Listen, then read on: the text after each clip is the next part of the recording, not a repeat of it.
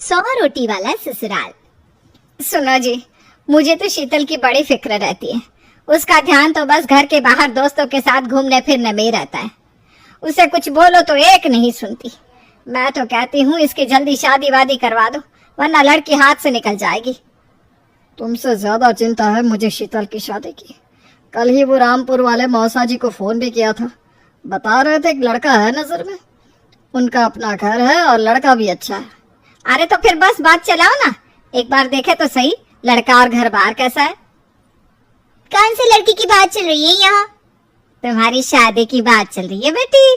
अब तुम्हारी शादी की उम्र हो रही है तो लड़का तो देखना पड़ेगा ना। उफ़ो, मुझे अभी नहीं करनी शादी वादी। ये तो मेरे खेलने कूदने के दिन है। बहुत खेल कूद ली तुम, अब घर के काम धाम सीखने की कोशिश करो, समझी? ससुराल जाकर हमारी नाक मत कटवा देना। सब्जी काटनी तो आती नहीं इसको, तो नाक ही कटवाएगी। अरे मैं इसे शादी तक अच्छे से सब सिखा दूंगी। आप तो बस उस लड़के से इसकी शादी की बात चलवाओ। कुछ दिनों बाद कुणाल और उसकी माँ शीतल को देखने घर आते हैं। कुणाल दिखने में बड़ा ही स्मार्ट होता है, शीतल तो उसे देखती ही रह जाती है। देखो जी, हमारी कोई डिमांड तो है नहीं, बस हम चाहते हैं कि लड़की घरेलू हो, घर के सारे कामकाज संभाल ले।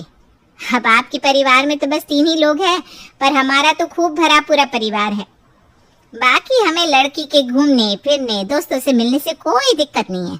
घर का काम करने के बाद जो चाहे सो करे। अरे वाह, ये तो इतने बढ़िया लोग हैं। लड़का भी इतना स्मार्ट है और ऊपर से इन्हें मेरे घूमने फिरने से भी कोई दिक्कत नहीं है। हे भगवान, तूने तो बिना मांगे ही मुझे सब दे दिया। बताओ जी, और क्या चाहिए हमें?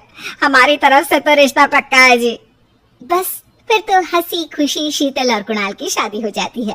शीतल मन ही मन बड़ी खुश होती है और उसी खुशी के साथ वो अपने ससुराल में कदम रखती है। आओ बहू, तुम्हारा अपने ससुराल में स्वागत है। ये मिलो अपने परिवार से। ये तुम्हारे ससुर जी, तुम्हारी ननद सुनीता और गीता, सुनीता के पति राजेश और उनके 2 बच्चे राजू और चिंटू। ये ना हमारे साथ यहीं रहते हैं। ये तुम्हारी दादी सास है और बाकी लोग अभी बाहर गए हुए हैं।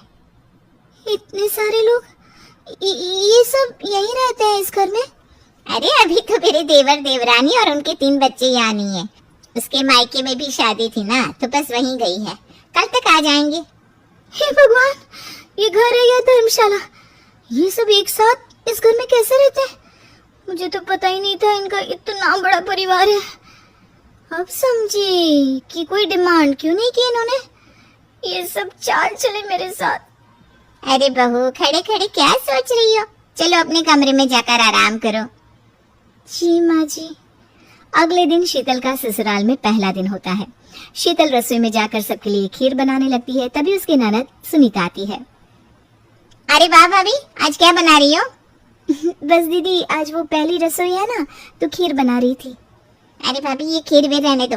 घर में 4 लोगों को शुगर है और कुछ लोग मीठा ही नहीं खाते। आप ना सीधा खाना ही बना दो। क्या फर्क पड़ता है मीठा बने या नमकीन, बस बहू के हाथ की पहली रसोई होनी चाहिए ना। जी दीदी, तो फिर मैं खाना ही बना देती हूँ। आप बता दो खाने में क्या बनेगा? बस सिंपल सी कोई सब्जी बना दो, जैसे आलू गोभी या आलू मटर, और उसके साथ रोटियां सेक दो। हमारे परिवार में अब तुम्हें मिलाकर पूरे 20 लोग हो गए हैं। 15 बड़े और 5 बच्चे। बड़ों की 6 और बच्चों की 2 के हिसाब से रोटी बना देना। चलो मैं चलती हूँ, सब देख लेना। हाँ, बड़ों की 6 रोटी मतलब कि 15 लोगों की 90 रोटियां, और बच्चों की 2 रोटी मतलब 5 बच्चों की 10 रोटियां। 90 और 10 मतलब कुल मिलाकर 100 रोटियां। हाय, मैं तो मर गई। 100 रोटी अकेले कैसे बनाऊंगी? हाँ, ये तुमने मेरी शादी कहाँ कर दी। शादी से पहले तो मैंने कभी 4 रोटी से ज्यादा नहीं बनाई। शीतल एक बड़ी सी परात में 100 लोगों के हिसाब से आटा निकालती है और उसे गूंथना शुरू करती है। आटा गूंथते गूंथते शीतल के पसीने छूट जाते हैं। उसके बाद बारी आती है रोटी बनाने की। शीतल एक एक करके रोटी बनाना शुरू करती है और 10 रोटी बनाते ही अपनी कमर पकड़ लेती है। हाय, मैं मर गई। मेरी कमर टूट गई खड़े खड़े, और ऊपर से इतनी गर्मी। मैं 100 रोटियां कैसे बनाऊंगी? अरे भाभी, सब बाहर रोटियों का इंतजार कर रहे हैं, जरा जल्दी जल्दी रोटी सेक दो।